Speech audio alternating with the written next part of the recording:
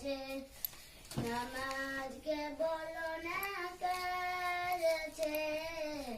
কাজকে বলো আমার নামাজ আছে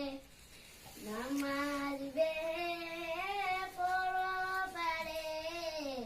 কি জবাব দিবে তুমি প্রভুর কাছে ফজর কাটে ঘুমের ঘরে জোহর কাটে কাজে কাজে আসর কাটে খেলায় ধুলাই মাগরিব মাঝে মাঝে ফজর কাটে